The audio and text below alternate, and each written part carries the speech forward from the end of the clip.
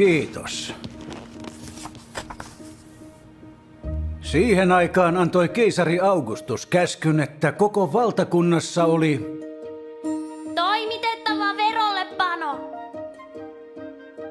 Myös Joosef lähti verollepanoa varten yhdessä kihlattonsa Marian kanssa, joka odotti lasta.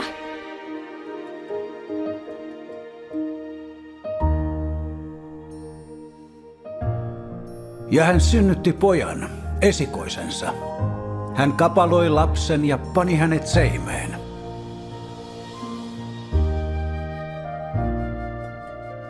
Adonai, Hori, Weisi,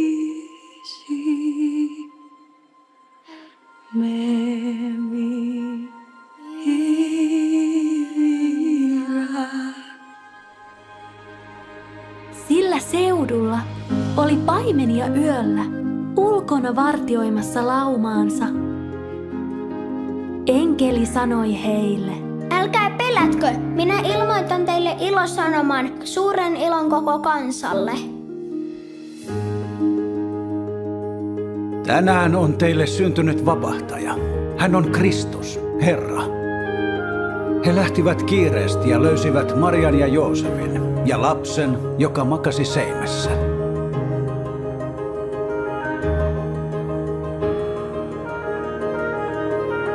Kun tähti tuli sen paikan yläpuolelle, missä lapsi oli, se pysähtyi siihen.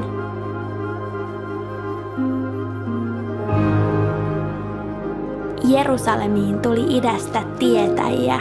Miehet näkivät tähden ja heidät valtasi suuri ilo. He menivät taloon ja maahan heittäytyen kumarsivat lasta ja antoivat hänelle lahjoja: kultaa, suitsuketta ja mirhaa.